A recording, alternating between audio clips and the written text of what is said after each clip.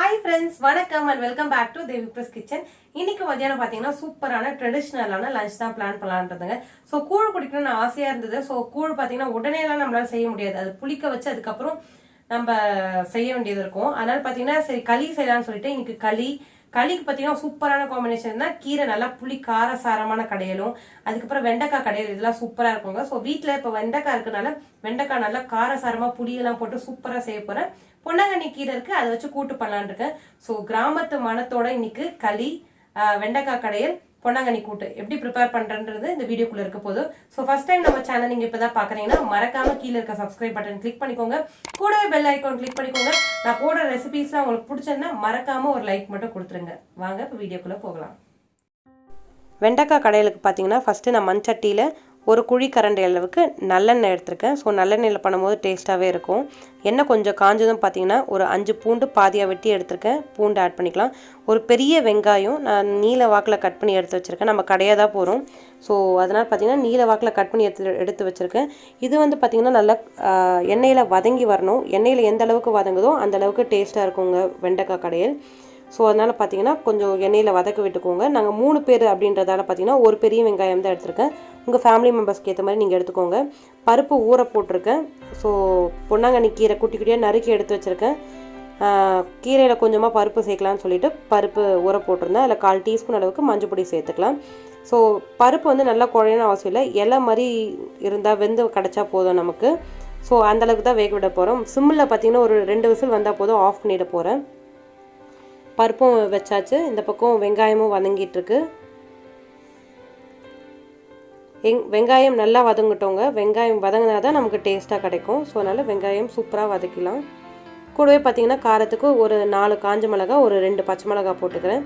பச்சை மிளகா சேர்த்துனா வாசனையும் கொஞ்சம் நல்லாயிருக்கும். ஸோ அதனால் ஒரு 2 பச்சை மிளகாவை உடச்சி ஆட் பண்ணியிருக்கேன். ஒரு 4 காஞ்ச மிளகா. இது தாங்க காரம், வேறு எதுவும் சேர்க்க போகிறது கிடையாது.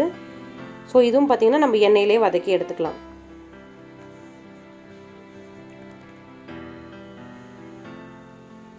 எண்ணெயில் நல்லா வதக்கியாச்சு. ஒரு 2 தக்காளி பழங்க குட்டியாக தான் இருந்தது. ஸோ அதை ஒரு நீல வாக்கில் கட் பண்ணி எடுத்து வச்சுருக்கேன். இதுவும் எண்ணெயிலே நல்லா வதக்கிக்கலாம். இதை வதக்கும் போது நம்ம வெண்டைக்காவை கட் பண்ணி எடுத்து வச்சுக்கலாம். கரெக்டாக எண்ணி ஒரு 10 வெண்டைக்காய் இல்லை 9 வெண்டைக்காய் தாங்க நான் எடுத்திருப்பேன். ஸோ வெண்டைக்காவை நல்லா கழுவிட்டேன் ஒரு தடவை. இது தண்ணியில் போட்டு வச்சுருக்கேன். ஸோ இது மாதிரி கட் பண்ணிடலாம். நீல வாக்கிலே ஹாஃபாக கட் பண்ணி எடுத்து வச்சுக்கோங்க. குட்டி குட்டியாக நறுக்கணும்னு அவசியம் கிடையாது. நீல வாக்கில் இந்த மாதிரி கட் பண்ணி எடுத்து வச்சுக்கோங்க. அந்த மாதிரி இருக்கிற வெண்டைக்காய் எல்லாமே நான் கட் பண்ணிடுறேன். நான் பொன்னாங்கண்ணி கீரை பார்த்தீங்கன்னா நல்லா பொடிசாக கட் பண்ணி அலசி தான் எடுத்து வச்சுருக்கேன். டப்பாவில் போட்டு ஃப்ரீசரில் வச்சுருந்தேன். ஸோ அப்படியே டேரெக்டாக ஆட் பண்ண வேண்டியதான் அது. ஸோ எல்லா வெண்டைக்காவும் கட் பண்ணியாச்சு. அந்த பக்கம் பார்த்திங்கன்னா பருப்பும் சூப்பராக வெந்துருச்சு. இப்போ தான் விசில் வந்தது. ஸோ குக்கர் ஆஃப் பண்ணியிருக்கேன். அது ஸ்டீம் போனதும் சீக்கிரமாக கீரையும் நம்ம பண்ண ஆரம்பிச்சிடலாம். அவ்வளோதாங்க, ஆஃப் பண்ணியாச்சு. இப்போ வெண்டைக்காவை ஆட் பண்ணிடுறேன். கூடவே தக்காளி நல்லா வதங்கினதும் வெண்டைக்காய் சேர்த்துற வேண்டியதான். தக்காளியும் பார்த்திங்கன்னா ஒரு ஹாஃப் குக் ஆகிடுச்சு. கொஞ்சம் நல்லாவே வேக வச்சு எடுத்துக்கோங்க. நம்ம கடையும் போது கொஞ்சம் ஈஸியாக இருக்கும் கடையை, அதனால் கொஞ்சம் நல்லாவே வேக வச்சு எடுத்துப்போம். ஒரு குட்டி நெல்லிக்காய் சைஸ் அளவுக்கு நான் புளி சேர்த்துருக்கேன். நல்லா புளிப்பாக காரசாரமாக இருக்குங்க இந்த வெண்டைக்காய் கடையல். களிக்கு ரொம்பவே சூப்பராக இருக்கும். ஸோ இதையும் சேர்த்துக்கலாம். அந்த மாதிரி களிக்கு பார்த்திங்கன்னா நீங்கள் கீரை கடைஞ்சாலும் டேஸ்ட்டாக இருக்கும். இந்த வெண்டைக்காய் கடையிலும் ரொம்பவே சூப்பராக இருக்கும். ஸோ வெண்டைக்காவும் ஆட் பண்ணியாச்சு. வெண்டைக்காய் கொஞ்ச நேரம் எண்ணெயில் வதங்கட்டும். அதுக்கப்புறமா நம்ம தண்ணி சேர்த்து கொதிக்க வச்சு நம்ம வேக வைக்க போகிறோம். சிம்பிளாக குயிக்காக பண்ணி முடிச்சிடலாங்க. அதனால தான் இன்றைக்கி இந்த ரெசிபி எடுத்திருந்தேன் நான். ஸோ கல்லுப்பு கூடவே சேர்த்துக்கிறேன் நான். நல்லா மிக்ஸ் பண்ணிக்கலாம். நல்லா எண்ணெயில் சூப்பராக வதங்கட்டும். அப்போ தான் எண்ணெயில் வதங்கிறது தாங்க இதில் டேஸ்ட்டே வரும். அதுக்கப்புறம் தண்ணி போட்டு வேக வைப்போம். ஸோ ரைஸ் பார்த்திங்கன்னா பாப்பாவுக்கு மட்டும், பையனுக்கு மட்டும் கொஞ்சமாக கழுவி நான் வச்சிட போகிறேன் அவனுக்கு மட்டும். ஸோ அவனுக்கு களியெலாம் இன்னும் கொடுக்க ஸ்டார்ட் பண்ணலை. ஸோ அவனுக்கு மட்டும் கழுவி எடுத்து வச்சிட வேண்டியதான். கொஞ்சமாக தண்ணி சேர்த்துடுறேன். தண்ணி சேர்த்து இப்போ மூடி போட்டு கொஞ்சம் நேரம் ஒரு 5லேருந்து ஒரு 7 நிமிஷம் அளவுக்கு கொதிச்சா போதும். நமக்கு எல்லா காய்கறியுமே நம்ம போட்ட காய்கறி வெங்காயம், தக்காளி, வெண்டைக்காய் எல்லாமே நல்லா மசிஞ்சு கிடச்சிரும். அப்புறம் ஈஸியாக இருக்கும் கடையை. ஸோ கொஞ்சமாக 1/4 டீஸ்பூன் அளவுக்கு மஞ்சள் பொடி சேர்த்துருக்கேன். நான் ரைஸும் பக்கத்துலேயே வச்சிடுறேன். ஸோ குயிக்காக எல்லாத்தையும் முடிக்கணுங்க. இன்னும் ஒரு 5 நிமிஷம் கொதிக்கணும் இது. ஸோ பக்கத்துலேயே பார்த்தீங்கன்னா ரைஸ் வடிச்சிட போகிறேன். ஸோ கீரைக்கு பார்த்திங்கன்னா தாளிப்புக்கிறதுக்கு வெங்காயம், தக்காளி, பூண்டு இதெல்லாம் சைட்லேயே நான் உரிச்சு வச்சுட்டே இருக்கேன். டக்குன்னு முடிச்சிட்டோன்னா ஒன்று இறக்கிட்டு அப்படியே நம்ம அடுத்தடுத்து அடுப்பில் ஏற்றிட்டே இருக்கலாம். ஸோ இப்போ பார்த்திங்கன்னா தக்காளி கட் பண்ணிகிட்ருக்கேன். ஸோ இதெல்லாம் சாப் பண்ணி எடுத்து வச்சுக்கிறேன். தக்காளி மட்டும் கொஞ்சம் பார்த்து கட் பண்ணுங்கள். மேலே பார்க்க கொஞ்சம் நல்லா இருந்தால் கூட உள்ளே எப்பயாவது புழு தெரியாமல் வந்துடும். ஸோ அதனால் பார்த்திங்கன்னா கொஞ்சம் கட் பண்ணும்போது பார்த்து கட் பண்ணிக்கணும் அதெல்லாம். ஸோ கீரை பொரியலுக்கும் எல்லாமே ரெடியாக இருக்குது. பூண்டு, வெங்காயம், தக்காளி, பருப்பும் நல்லா வெந்திருக்கு. கீரையும் பார்த்திங்கன்னா நல்லா அலசிட்டு குட்டி குட்டியாக நறுக்கி எடுத்து வச்சுட்டேன் அதையும் நான்.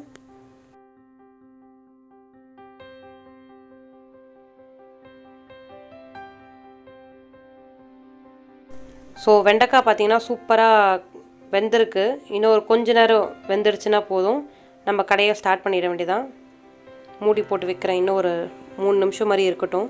இப்போ நம்ம கலரிடலாம். அப்போது பருப்பு எடுத்து வச்சிட்டேன். பருப்பு இன்னும் கொஞ்சம் விசில் போயிடுச்சுன்னா நம்ம பருப்பு ஓப்பன் பண்ணிக்கலாம்.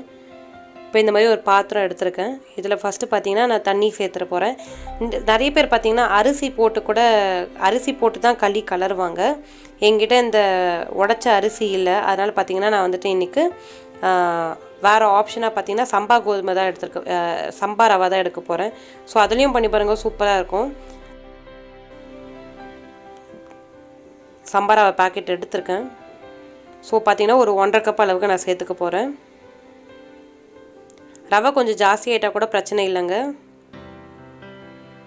ஸோ ஒரு 1.5 மடங்கு நான் சேர்த்துக்க போகிறேன். எங்களுக்கு இதுதான் இன்றைக்கி லஞ்ச். கொஞ்சம் எக்ஸ்ட்ரா இருந்தால் கூட ஈவினிங் எப்போயாவது சாப்பிட்ருவோம். ஸோ தண்ணியில் கொஞ்சம் நேரம் வேகட்டும். அது மூடி போட்டு வச்சிடுறேன். தண்ணியில் கொஞ்சம் நேரம் வெந்த அப்புறமா நம்ம கேழ்வரகு ஆட் பண்ணிட்டோன்னா களி முடிஞ்சிடும். அது இப்போ தான் கொதிக்க ஸ்டார்ட் பண்ணியிருக்கு. ஸோ மூடி போட்டு வச்சுட்டோன்னா ரவை வெந்து கிடச்சிரும்.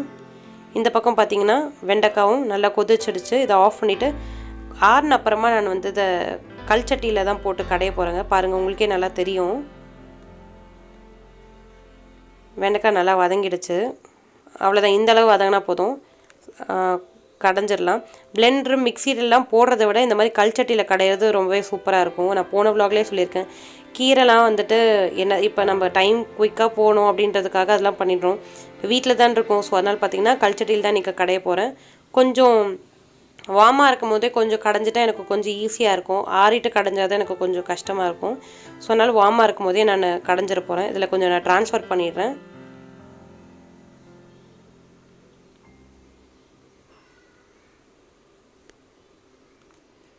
ஸோ இந்த மண்பானையிலே பார்த்திங்கன்னா நான் வந்துட்டு இப்போ கீரை தாளிச்சிட போகிறேன். ஸோ அதனால் அதை அப்படியே வச்சுருக்கேன். இது கொஞ்சம் லைட்டாக வார்மாக இருக்கும் போதே நம்ம கடைஞ்சிடலாம். கோதுமை ரவையும் பார்த்திங்கன்னா சூப்பராக வெந்துருச்சு. இப்போ இந்த ஸ்டேஜில் பார்த்திங்கன்னா ஒரு 1.5 கப் அளவுக்கு நான் வந்துட்டு கேழ்வரகு ஆட் பண்ண போகிறேன். கேழ்வரகு போட்டு மிக்ஸ்லாம் பண்ணக்கூடாதுங்க. கேழ்வரகு போட்டுட்டு அப்படியே நம்ம மூடி க்ளோஸ் பண்ணிடணும். கொஞ்சமாக உப்பு சேர்த்துக்கோங்க. உப்பு சேர்த்துட்டு மிக்ஸ் பண்ணிவிட்டு அதுக்கப்புறமா நம்ம கேழ்வரகு ஆட் பண்ணிக்கலாம். ஒரு 1.5 கப்பு சேர்த்துட்டு நான் மூடி போட்டுற போகிறேன். நீங்கள் பக்கத்துலேயே எதுக்கும் நீங்கள் சுடு தண்ணி காய வச்சுக்கோங்க. தண்ணி நமக்கு பத்தலைன்னா சுடு தண்ணி ஆட் பண்ணி கூட நம்ம களி கலரிக்கலாம். மாவு வேகணும் இந்த தண்ணியில். ஸோ அதனால் ஒரு 1.5 கப் போட்டுட்டு மூடி போட்டு வச்சிட போகிறேன். அவ்வளோதான், இருக்கிற தண்ணியிலே இது பார்த்திங்கன்னா சூப்பராக வெந்துடும். மூடி போட்டு சிம்மில் ஒரு 7 to 9 மினிட்ஸ் மாதிரி நான் வச்சிட போகிறேன். பக்கத்துலேயே எதுக்கும் நான் சேஃபர் சைடுக்கு சுடு தண்ணி வச்சுருக்கேன். பத்தலைன்னா கொஞ்சமாக தண்ணி சேர்த்து இன்னும் கொஞ்சம் மூடி போட்டு களி கலர போகிறேன். ஸோ ரைஸும் பார்த்திங்கன்னா கொஞ்சம் லைட்டாக இப்போ தான் குக் ஆகிட்டே வருது. இப்போ நம்ம கீரை தாளிக்கலாம் அடுத்து. ஸோ கீரை தாளிக்கிறதுக்கு பார்த்திங்கன்னா வெண்டைக்காய் கடைஞ்சதுலேயே நான் கொஞ்சமாக எண்ணெய் விட்டுருக்கேன். எண்ணெய் கொஞ்சம் சூடானதும் தாளிப்பு சேர்த்துடலாம். ஸோ அதுக்கு நடுவில் பார்த்திங்கன்னா இந்த வெண்டைக்காவை நான் கடைய போகிறேன். ஸோ கீழே உட்காந்துக்கிட்டால் கொஞ்சம் கன்வீனியண்ட்டாக இருக்கும். உங்களுக்கு இப்படி கடைய தெரியல அப்படின்னா கூட நீங்கள் பிளெண்டரோ மிக்ஸியோ கூட போட்டுக்கலாம், தப்பு இல்லை, நம்ம ஆப்ஷன் தான். நமக்கு இப்போ தான் கொஞ்சம் டைம் நிறையவே இருக்கே. ஸோ அதனால் பொறுமையாக உட்காந்து கடைய வேண்டியதான். ஒரு 10 நிமிஷம் ஆச்சுங்க எனக்கு கடையிறது. ஸோ அதனால் பார்த்திங்கன்னா ஒரு 10 நிமிஷமாக உட்காந்து கடைஞ்சிட்டு தான் இருக்கேன். கொஞ்சம் சூடாக இருக்கும் போதே கடைஞ்சிட்டா எனக்கு கொஞ்சம் ஈஸியாக இருக்கும். ஸோ அதனால் பார்த்திங்கன்னா சூடாக இருக்கிறதால கொஞ்சம் துணி காலில் வச்சுட்டு கடைஞ்சேன். நான் கொஞ்சமாக லைட்டாக இன்னும் கொஞ்சம் சுடு தண்ணி ஆட் பண்ணிவிட்டு க்ளோஸ் பண்ணி வைக்க போகிறேங்க. தண்ணி பத்தலை, சுடு தண்ணி அதுக்கு தான் சேஃபர் சைடு வச்சேன். இன்னும் கொஞ்சம் தண்ணி ஆட் பண்ணிவிட்டு நான் க்ளோஸ் பண்ணி வச்சிடுறேன். இந்த பக்கம் நான் வந்து கீரை தாளிக்க போகிறேன். எண்ணெய் ஆட் பண்ணியிருக்கேன். ஸோ சட்டி பார்த்திங்கன்னா சூடாக தான் இருக்குது. இப்போ தாளிப்பெல்லாம் சேர்த்துடலாம். கடுகு ஆட் பண்ணியிருக்கேன். கடுகு வெடியும் போதே நான் கொஞ்சமாக சீரகம், பெருங்காயம், கட் பண்ணி வச்சுருக்க பூண்டு, வெங்காயம், தக்காளி எல்லாமே சேர்த்துடலாம். ஸோ கடுகு முதல்ல வெடிட்டோம். கடுகு வெடியிலனா வயிறு பிரச்சனை வரும். ஸோ அதனால் நல்லா கடுகு வெடிட்டோன்னு சொல்லிவிட்டு மற்ற பொருட்கள்லாம் சேர்த்துக்கலாம். காஞ்ச மிளகாய் காரத்துக்கு சேர்த்துருக்கேன். அடுத்து பூண்டு சேர்த்துக்கலாம். கீரைலாம் செய்யும் போது நல்லா ஒரு பூண்டு ஃபுல்லாகவே ஆட் பண்ணிக்கலாம், நல்லாயிருக்கும். ஒரு வெங்காயம், ஒரு தக்காளி, அவ்வளோதாங்க. இதெல்லாம் நல்லா வதங்கட்டும்.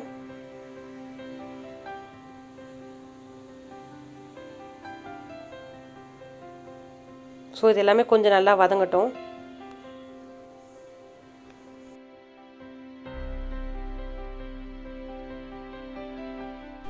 கூடவே கொஞ்சமாக உப்பு சேர்த்துக்கிறேன் நான். இதுக்கு கொஞ்சம் சீக்கிரமாக வெந்துடும் வெங்காயம் தக்காளி. வெங்காயம் தக்காளி கொஞ்சம் நல்லா வதங்கினாதாங்க நல்லாயிருக்கும். ஸோ அதனால் கொஞ்சம் நேரம் வதங்கட்டும். இது சைட்லேயே பார்த்தீங்கன்னா களி கொஞ்சம் ரெடி ஆகிட்டே இருக்குது. கொஞ்சம் தண்ணி நான் மேலே விட்டுருக்கேன், சுடு தண்ணி. இப்போ லைட்டாக ஒரு மிக்ஸ் கொடுத்துட்டு தண்ணி பார்த்தோன்னா இன்னும் கொஞ்சம் நான் தண்ணி சேர்த்துருவேன் நான்.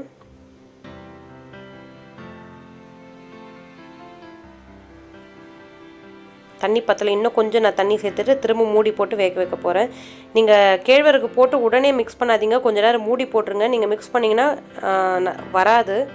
ஸோ அதனால் பார்த்தீங்கன்னா தண்ணி சூடாக ரெடியாக எப்போவுமே வச்சுக்கோங்க. பத்தலைன்னா நம்ம லைட்டாக சுடு தண்ணி தெளித்து வேக வச்சுக்கலாம். பருப்பு பார்த்திங்கன்னா நல்லா இலையாக நல்லா வெந்திருக்கு. ஸோ அதை கொஞ்சம் ஆட் பண்ணியிருக்கேன். அதுக்கப்புறம் பொன்னாங்கண்ணி பார்த்திங்கன்னா ரொம்ப பொடுசாக கட் பண்ணி நல்லா க்ளீன் பண்ணி பொடுசாக கட் பண்ணி எடுத்து வச்சுருந்தேன் ஃப்ரிட்ஜில். அதை டேரெக்டாக அப்படியே ஆட் பண்ணிட வேண்டியதான். ஸோ பொன்னாங்கண்ணி கீரையும் ஆட் பண்ணியாச்சு. இதை எல்லாமே நல்லா மிக்ஸ் பண்ணிவிட்டு லைட்டாக தண்ணி தெளித்து ஒரு 5 நிமிஷம் மூடி போட்டால் போகிறோம். கீரை வெந்துடும். என்னென்ன குட்டி குட்டியாக தான் சாப் பண்ணி எடுத்து வச்சுருக்கிறதால சீக்கிரமாக வெந்துடும். நீங்கள் பருப்பு இல்லாமல் தேங்காய் பூ போட்டு கூட பண்ணலாம், நல்லா தான் இருக்கும். பட் இன்றைக்கி பருப்பு கொஞ்சம் லைட்டாக சேர்க்கணும் அப்படின்றதுக்காக நான் பருப்பு ஆட் பண்ணியிருக்கேன். லைட்டாக தண்ணி தெளித்து மூடி போட்டால் போகிறோங்க. அவ்வளோதான், பொன்னாங்கண்ணி கீரை ரெடி. களி ரெடி ஆகிட்டே இருக்குது. வெண்டைக்காய் கடையல் ரெடி. அதுக்கு லைட்டாக தாளிப்பு மட்டும் போட்டால் போகிறோம் வெண்டைக்காய் கடையலுக்கு. அவ்வளோதாங்க, கீரை ஒரு 5 நிமிஷம் வெந்துடும். களியும் பார்த்திங்கன்னா ஆல்மோஸ்ட் டன். அதை ஓப்பன் பண்ணிவிட்டு கலரிட்டு உருண்டை பிடிச்சிட வேண்டியதான். அதை அவ்வளோதாங்க, களி ரெடி ஆகிடுச்சு.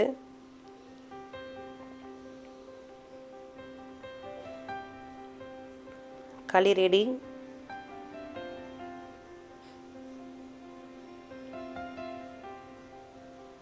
நல்லா மிக்ஸ் பண்ணிக்கலாம். அது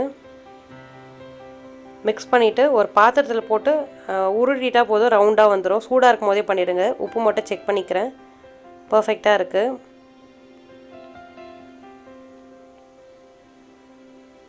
ஸோ ஒரு பாத்திரத்தில் போட்டு நான் ரவுண்டாக பிடிச்சி எடுத்து வச்சிட போகிறேன். நான் சூடாக இருக்கும் போதே ரவுண்ட் பண்ணி எடுத்து வச்சுட்டா தான். ஹாட் பாக்ஸில் கூட போட்டு எடுத்து வச்சிடலாம், சூடாக சாப்பிடணும் அப்படின்றதுக்கு. சூடாக சாப்பிட்டாதாங்க களியெல்லாம் ரொம்ப சூப்பராக இருக்கும். அதுவும் கீரை கடையல், இந்த மாதிரி வெண்டைக்காய் கடையல், கத்திரிக்காய் கடையல் நல்லா புளிப்பாக காரசாரமாக வச்சா ரொம்ப சூப்பராக இருக்கும். ஸோ அவ்வளோதான், சூடாக இருக்கும் போது இந்த மாதிரி ரொட்டேட் பண்ணிட்டா உருண்டையாக நமக்கு கிடச்சிரும் களி. ஒரு 3 உருண்டை கிடச்சிது. ஆளுக்கு ஒன்று சாப்பிட்டோம். இன்னும் கொஞ்சம் ஒன்று எக்ஸ்ட்ரா இருக்குது. ஆளுக்கு ஒன்று சாப்பிட்டாலே போதும், வயிறு ஃபுல்லாகிடும். அது இன்னும் ஒன்று எக்ஸ்ட்ரா வரும் கண்டிப்பாக, ஏன்னா அந்த மாதிரி தான் போட்டிருக்கேன் குவான்டிட்டி. அவ்வளோதாங்க, களி டன். இதுக்கு வெண்டைக்காய் கடையில் மட்டும் தாளிப்பு ஒன்று ரெடி பண்ணிடலாம் நம்ம. ஸோ எண்ணெய் சூடாகிட்டுருக்கு. கடுகு உளுத்தம் பருப்பு ஆஸ் யூஷுவல் போட்டு பெருங்காயம் போட்டு தாளித்து வெண்டைக்காயில் கொட்டிட வேண்டியதாக. அது